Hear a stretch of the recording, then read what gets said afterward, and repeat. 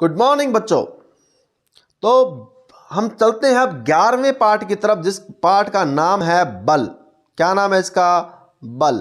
हाँ, वही बल जिसे हम बोलते हैं किसी वस्तु को धक्का देना या खींचना कहलाता है बल। किसी वस्तु को धक्का देना या खींचना कहलाता है बल। अब बल के कई प्रकार भी हैं। कौन कौन से प्रकार हैं वो देखते हैं। अगर हमारे शरीर की मांसपेशियां यानी हमारे हाथ पैर से जो भी बल लगाया जाता है वो होता है पेशीय बल। अगर हम जमीन पे चलते हैं तो कोई चीज रगड़ लगती है, वो बल होता है हमारा घर्षण बल। कौन सा बल? घर्षण बल।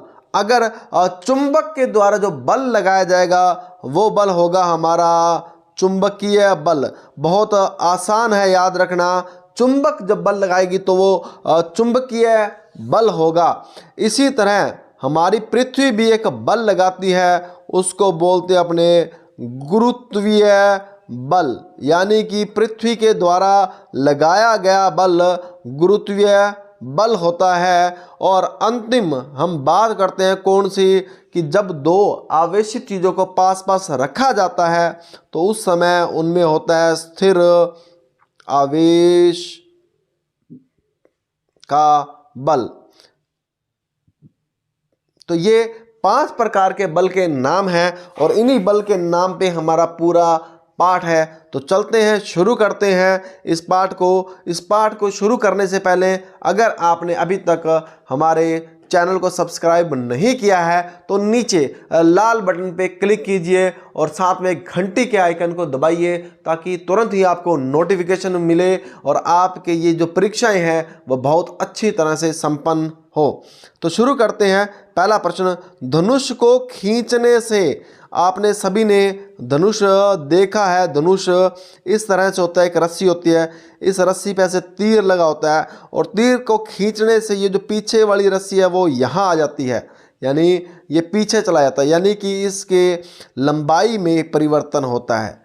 तो इसकी जब लंबाई में परिवर्तन होता है तो हमारे पहले प्रश्न का जो उत्तर है वो बनता है धनुष को खींचने के लिए धनुर्धर एक बल लगाता है जिसके कारण इसकी लंबाई में परिवर्तन होता है। तो ये हमारा एक उत्तर पूरा हुआ। दूसरे उत्तर की तरफ चलते हैं। धनुष को खींचने के लिए धनुर्धर द्वारा लगाया गया बल। अब आपको पता है उसने उंगली से बल लगाया, इसीलिए इस बल को बोला जाता है कौन सा बल? पेशीय बल। कौन सा बल? पेशीय बल। जो हमारे हाथ पैर से लगाया गया बल है वो पेशीय बल ही होता है। नेक्स्ट प्रश्न की तरफ चलते हैं।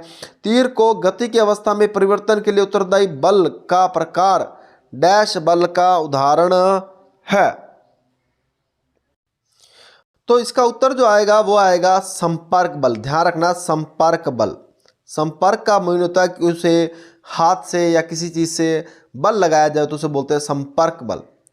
तो नेक्स्ट प्रश्न आता है, जब तीर लक्ष्य की ओर गति करता है तो इस पर लगने वाला बल तथा वायु के कारण होते हैं। रखना कि तीर जो है, देखो जब ऐसे इधर की तरफ जा रहा है यानी अपने लक्ष्य की तरफ जा रहा है तो इसे नीचे धरती खींच रही है, तो इस पर एक बल लगा, कौन सा? गुरुत्व बल। दूसरा, जब ये तीर इधर जा रहा है तो हवा जो है वो इसके विरुद्ध एक बल लगा रही है, इस बल का नाम दिया गया है घर्षण बल। कौन सा बल? घर्षण बल। जब तीर चल रहा होता है तो उस पर 2 प्रकार के बल लगते हैं। एक तो लगता है गुरुत्व बल यानी जो उसे नीचे की तरफ खींच रहा है, और एक वायु जो बल लगा रही है वो है घर्षण बल यानी घर्षण बल। तो इस प्रकार हमारे प्रश्न का जो उत्तर हुआ वो पहला वाला बल जो है वो लिखना हमें गुरुत्व बल और दूसरे वाले का लिखना है हमें घर्षण बल के कारण होता है। अब नेक्स्ट प्रश्न की तरफ चलते हैं। प्रश्न बड़ा इंटरेस्टिंग है। इसमें देखो प्रश्न पढ़ना है कि बल लगाने वाले कारक, यानी कि बल लगा कौन रहा है, किस वस्तु पर बल लग रहा है, और खास बात क्या है इसकी, हमें यह भी बताना है कि इसका प्रभाव क्या होगा। जैसे किसी ने आपके थप्पड़ मारा तो मारा, बल किसने लगाया? उस व्यक्ति ने। किस पर लगाया? आप पे। प्रभाव क्या होगा, आपके लाल निशान हो जाएगा। तो सेम ऐसा ही हमें यहाँ करना है। देखो उसने कहा रस निकालने के लिए नींबू के टुकड़ों को उंगलियों से दबाना। तो उंगलियों से दबाना क्या है, बल लगाना, यानी बल लगाने का कारक है। यहाँ पे हम बल लगा रहे हैं, किस पर लगा रहे हैं, नींबू के टुकड़ों पर बल लगा रहे हैं। प्रभाव क्या होगा, नींबू का रस निकल जाएगा। तो यह प्रभाव हो गया। नेक्स्ट प्रश्न की तरफ चलते हैं। दंत मंजन, आपने पता है दंत मंजन जब करते हो तो टूथपेस्ट से पेस्ट बाहर निकलती है। तो हमने बल लगाया किससे, अंगुलियों से बल लगाया। किस पर लगाया, ट्यूब पर। क्या प्रभाव हुआ, पेस्ट बाहर निकल गई। Very good. तो नेक्स्ट चलते हैं तीसरा, दीवार पर लगे हुए हुक से लटकी कमानी में दूसरे सिरे पर लटका एक भार। तो देखो सबसे पहले एक दीवार में लटका हुआ हुक, यानी दीवार में एक हमने ये हुक लटका दिया। इस हुक पे क्या लटकी हुआ है, एक कमानी। कमानी का मतलब वजन तोलने वाली मशीन। और उसके दूसरे सिरे पर यानी इस हिस्से पर लटका हुआ एक भार। तो देखो नीचे जो भार है उसको कौन खींच रहा है, पृथ्वी, यानी इस पे एक बल लग रहा है, कौन सा, गुरुत्व बल। तो कह सकते हैं कि भार जो है वो बल लगा रहा है, यानी गुरुत्व है, यानी पृथ्वी का आकर्षण है, वो बल लगा रहा है किस पे, इस कमानी पे। फर्क क्या होगा, इस कमानी के अंदर रीडिंग आएगी कि ये कितने किलो का भार है। तो इस प्रकार हमारा ये उत्तर भी पूरा हुआ। नेक्स्ट चलते हैं, ऊंची कूद जब आप करते हो तो आपने देखा होगा कि आप जब सीधे ऐसे खड़े होते हो तो आप फिर कूदने के लिए क्या करते हो, आप अपने पैर को मोड़ते हो, ऐसे बैंड करते हो, पैर बैंड होते हैं। अब आपने क्या किया, पैरों को बैंड किया, यानी कि आपने पेशियां बल लगाया। बल क्या लगाया, पेशियां बल, यानी पैरों से बल लगाया।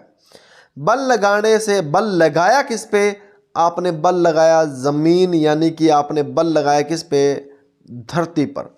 धरती पर लगाने से फर्क क्या पड़ा कि आप लंबाई तक यानी ऊंचे कूद गए। तो इस प्रकार ये हमारा उत्तर भी पूरा हुआ। चलते हैं इस पाठ के महत्वपूर्ण प्रश्न की तरफ। धक्के या खिंचाव के द्वारा वस्तु की गति की अवस्था में परिवर्तन के 2 उदाहरण दीजिए। तो देखो अवस्था में परिवर्तन करना है। अवस्था में परिवर्तन यानी कि अगर वस्तु रुकी हुई है तो चलने लग जाएगी और चल रही है तो रुक जाएगी। तो इसमें हम कह सकते हैं कि खेल मैदान में पड़ी हुई बॉल, खेल मैदान में पड़ी हुई बॉल को धक्का मारने पर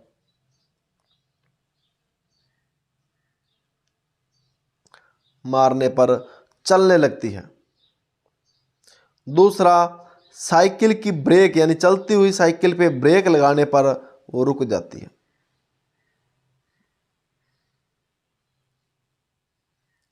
साइकिल का रुकना,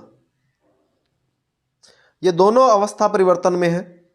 नेक्स्ट देखते हैं अपने, ऐसे उदाहरण दीजिए जिसमें बल लगाने पर वस्तु की आकृति में परिवर्तन हो।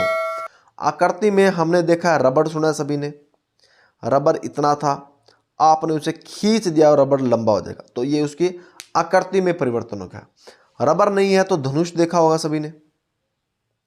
धनुष के अंदर वो एक रस्सी लगी होती है, उस रस्सी को जब आप खींचते हो तो रस्सी पीछे चली जाती है, ये भी उसकी आकृति में परिवर्तन हो जाता है। और स्पंज देखा सभी ने, स्पंज जो होता है उसको दबाने से उसकी आकृति वो बदल जाती है। तो ये तीनों में से कोई भी उदाहरण आप लिख सकते हो। नेक्स्ट चलते हैं, रिक्त स्थान भरने हैं। रिक्त स्थान बहुत आसान है आप सभी के लिए। देखो जब आप कुएं से पानी निकालते हो तो हमें रस्सी को खींचना पड़ता है, सभी को पता है, खींचना पड़ता है। और खींचना और धक्का मारना ये क्या होता है, बल होता है। दूसरे प्रश्न पे चलते हैं, एक आवेशित वस्तु अनावेशित वस्तु को हमेशा ही ध्यान रखना आकर्षित करती है। क्या करती है, आकर्षित करती है। नेक्स्ट प्रश्न की तरफ चलते हैं, सामान से लदी ट्राली को चलाने के लिए हमें उसको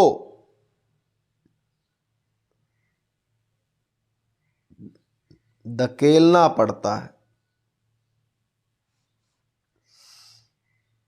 नेक्स्ट प्रश्न की तरफ चलते हैं। किसी चुंबक का उत्तरी ध्रुव दूसरे चुंबक के उत्तरी ध्रुव को, ध्यान रखना ये चुंबक है और ये भी चुंबक है, इसका ये वाला हिस्सा उत्तर वाला है और ये वाला हिस्सा भी क्या है, उत्तर वाला है। तो एक दूसरे को क्या करेंगे, ध्यान रखना, प्रतिकर्षित करेंगे। क्या करेंगे, प्रतिकर्षित करेंगे। तो ये एक दूसरे से दूर जाएंगे, ना कि पास आएंगे। तो ये हमारे लिए पाठ के जो रिक्त स्थान थे, महत्वपूर्ण प्रश्न थे, पूर्ण हुए। धन्यवाद।